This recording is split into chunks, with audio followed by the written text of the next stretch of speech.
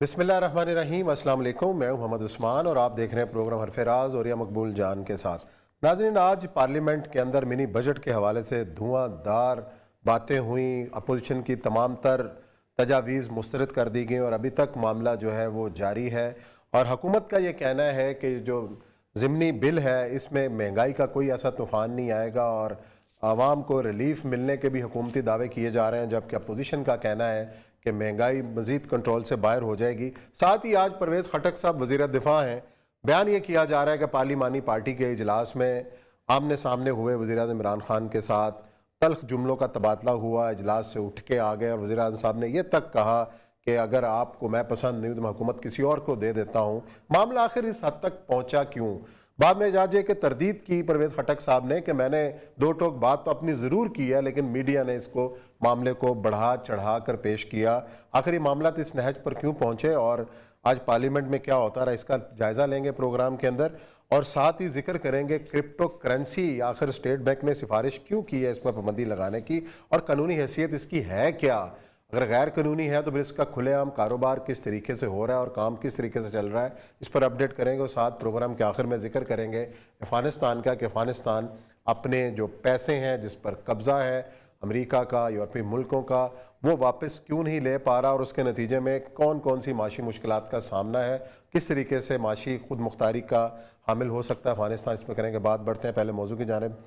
और ये सब परवेज़ खटक साहब बड़े अरसे से खामोश थे, जब बोलते हैं तो कोई ना कोई ख़बर देते हैं। आज उन्होंने दबंग अंदाज में पार्लिमानी पार्टी, पहले जो ख़बरें आईं कि बड़ा दो टोक अंदाज में उन्होंने मौक़िफ़ इख्तियार किया, नूर आलम खान साहब का भी बातचीत हुई, हमाद अज़हर साहब के साथ तलखी हुई, वज़ीर आज़म साहब ने यहाँ तक कह दिया कि जनाब मैं ब्लैकमेल नहीं होऊंगा, ना मेरे कोई कारखाने हैं, आप ब्लैकमेल आपने करना है तो उठ के चले जाएं। फिर परवेज़ खटक साहब उठ गए, फिर बिल आखिर वज़ीर आज़म साहब ने उनको अपने चैम्बर में बुलाया, उसके बाद सब अच्छा हो गया।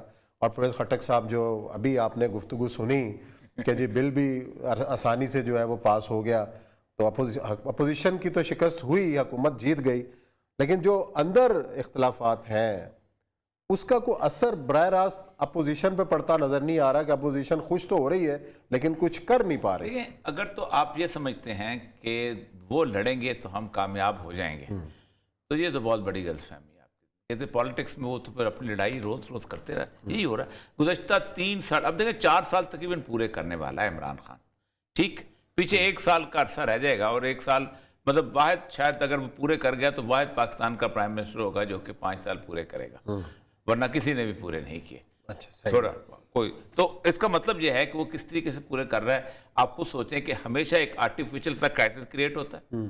अब होना तो ये चाहिए था कि आपकी सीरियस डिस्कशन इस वक्त चल रही होती कि आप ये मनी बजट क्यों आ रहा है। क्या मैं आपको उस्मान साहब छोटी सी आपको बताऊं, एजुकेट करना चाहिए लोगों को कि हम इस वक्त किस क्राइसिस में हैं और हमें क्या। पाकिस्तान के पिछले साल आपने 4764 अरब रुपए जो थे ये आपने रेवेन्यू इकट्ठा किया, ठीक है, सही, पूरा जितना भी कहीं से इधर से उधर से, उसमें से 2741 अरब रुपए आपने सूबों को दे दिए, सिंध को दे दिया, पंजाब को दे दिया, पीछे बचे 2023 अरब रुपए। इसमें आपने 1480 अरब रुपए और ऐड कर लें जो आपने नॉन टैक्स रेवेन्यू होता है, मतलब आपने कोई बॉन्ड रखे हुए हैं, कोई फर्म से आ रहा है, कोई स्टेट में कहीं से चीज़ें आ रही हैं, ये तकरीबन बन गए 3503 अरब रुपए। इसमें से 2749 अरब रुपए आपने दे दिए कर्जे में। सही। पूरी फेडरल गवर्नमेंट जिसमें फौज है, जिसमें सारे आपके एयरपोर्ट हैं, जिसमें सारे आपके रेंजर्स हैं, सारे आपकी जनाब कोस्ट गार्ड है, आपकी नेवी है, आपकी एयरफोर्स के जहाज़ों का पेट्रोल है, ये 5 और आपकी पूरी सिविल एडमिनिस्ट्रेशन है, तकरीबन 90 के करीब आपके सफारत खाने हैं, ये 754 अरब रुपए में चलाने हैं आपने। आप मुझे ये बताइए, ये इस वक्त मिनी बजट के ऊपर सीरियस गुफ्तगू ये होनी चाहिए थी कि हजरत ने मिनी बजट आप ले आए हो लेकिन गलत है, इसका तरीक़ेकार ये होना चाहिए, ये होना चाहिए। इस पूरी इमरान खान ने अपनी की है, इन्होंने अपनी की, उसने ये कर दिया, उसने ये कर दिया।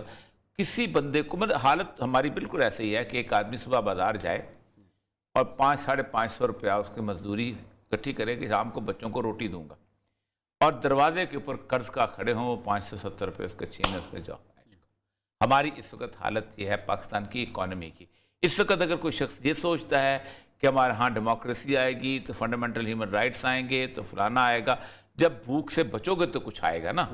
ٹھیک. اچھا اب صورتحال یہ ہے کہ خان صاحب کے اندر کی کوئی پالیسی تو ختم. یعنی اگر کوئی بندے نے کرنا ہوتا تو اس کے 3 سال بہت تھے.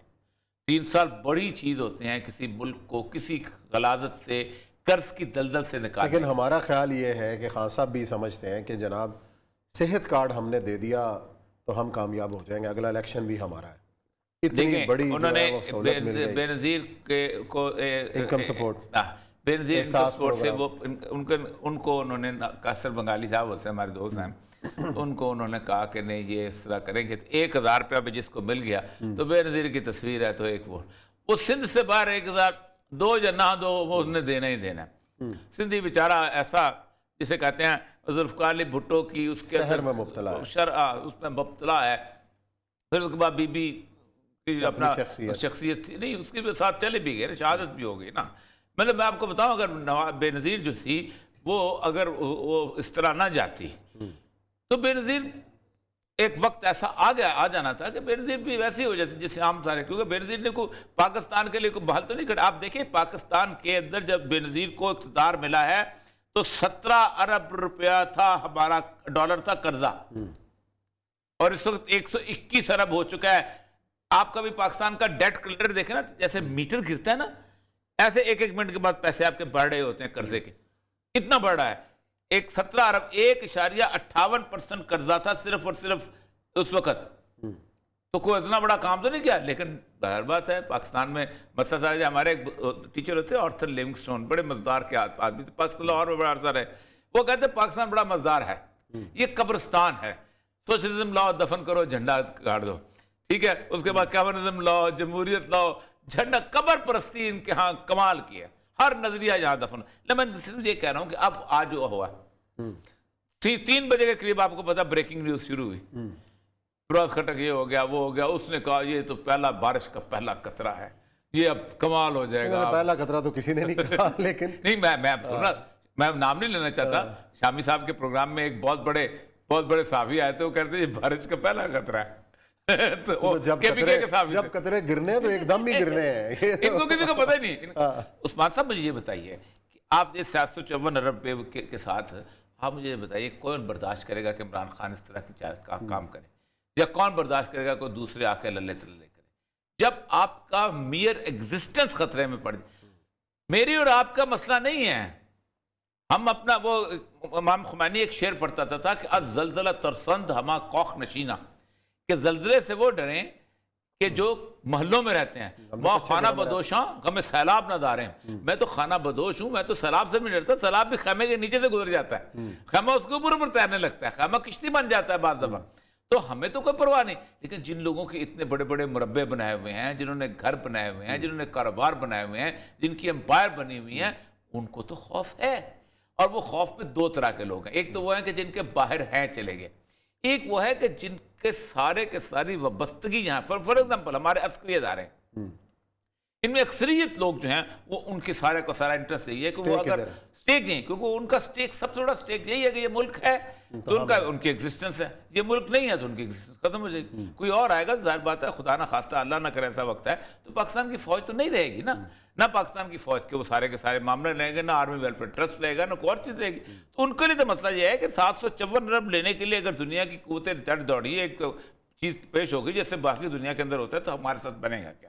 دوسرا یہ ہے کہ پاکستان کے اندر ہمارا انڈسٹریلسٹ تو وہ ہے کہ جو پہلے دن جس دن یہاں ہوا کا جھونکا چلتا ہے پیسے کے معاملے میں, اٹھتا ہے جا کے کینیا چلا جاتا ہے, اٹھتا ہے جا کے بنگلہ دیش چلا جاتا ہے, اٹھتا ہے جا کے وہ چلا. رہ کون جاتا ہے جس نے وہاں موبائل ٹھیک کرنے ہوتے ہیں, رہ کون جاتا ہے جس نے جوتے کی پالش کرنی, جس کا بس نہیں چلتا, جس کے پاس ہے کچھ نہیں, جانے کے لیے کچھ نہیں. میں ابھی ترکی گیا عثمان صاحب, کہاں سے لوگ نہیں وہاں آ کے آباد ہو رہا. ایک مسئلہ یہ ہے کہ پاکستان جتنا ملک ہے اور 8 کروڑ پاپولیشن ہے, تو ترکی کو تو بندہ چاہیے.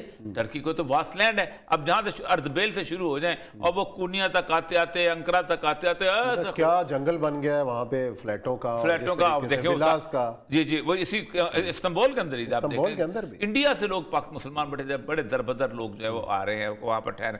تو اصل مسئلہ یہ ہے کہ یہ جو پاکستان کا یہاں 22 کروڑ لوگ ہیں جس نے کھیت میں کام کرنا ہے, جب اس کا کیا قصور ہے, یہ کوئی نہیں سوچتا. سیریس ڈسکشن ہمارے ہاں آؤٹ ہو چکے. آپ عثمان صاحب पाकिस्तान के कम से कम 50 प्रोग्राम जाएं इकॉनमी के निकाल लें और आप उनमें से निकाल के देखें कि किसने क्या कहा, आपको ये तो नजर आएगा कि ये मुल्क बहुत बुरी हालत में है, ये मुल्क तबाह बर्बाद होने वाला है, इस मुल्क की इकॉनमी तबाह कर दी, फलां एक कहेगा उसने कर दी, लेकिन कोई ये नहीं कहेगा कि इस मुल्क को निकालना कैसे यार। सोल्यूशन क्या है, वे आउट उसकी वजह यह है कि ये ना बिकता है ना हम खरीदना चाहते हैं, हम सोल्यूशन खरीदना नहीं चाहते, हम बीमारी की तशखीस खरीदना चाहते हैं कि ये बीमार है भाई, अब जो तबाह हो गया, अब गया कि गया इमरान। लेकिन मुझे ये बताओ, कोई इमरान खान चला जाए या कल नवाज शरीफ चला जाए या जरदारी चला जाए तो और मुल्क में क्यास आ जाए तो किस पे भारी पड़ेगा ये मुल्क? हम सब पे भारी पड़े। तो असल मतलब यह है कि आज वैसे मजे से परवेज खटक साहब फिर आज तकरीर, तो परवेज खटक साहब कह रहा था बुलडोज करो, स्पीकर को कह रहा था अय्याज सादिक साहब, आप भी करते रहे, स्पीकर साहब ये आधा घंटा पहले ये वक्त जाया कर रहे हैं, आप भी बुलडोज। फारसी का शेर सुना देता हूँ कि वो फारसी का शेर है कि माशूक माँ बशेवाए हरकस माफकस्त, मेरा माशूक जो है हर जगह फिट हो जाता है, बामा नमाज करत मेरे साथ नमाज पढ़ता है, बस बामा शराब कर मेरे साथ शराब पीता है, वो बज़ाहिर नमाज कर राज से जाके नमाज पढ़ लेता है। 4 दिन पहले वो इनके पास गए थे नून लीग, मेरे पास 11 आदमी है, जब वो ख्वाजा हसन ने खड़े होके कहा भाई ये हमारे साथ लोग हैं, पाँव पकड़ लिए, नहीं नहीं मेरे राज मत खोलना, वो तो आप उसकी बात छोड़ दें लोग। चलो ये तो चलता रहता, पाकिस्तान की सियासत है, कुछ भी नामुमकिन नहीं है, आज कुछ है और कल बदलते देर भी नहीं लगती। क्या लेते हैं ब्रेक के बाद आएंगे और जिक्र करेंगे एक अहम मामला, क्रिप्टो करेंसी, आखिर पाकिस्तान में कारोबार कैसे चल रहा है और क्या तजावीज़ दी गई हैं स्टेट बैंक की तरफ से, जायज़ा लेंगे ब्रेक के।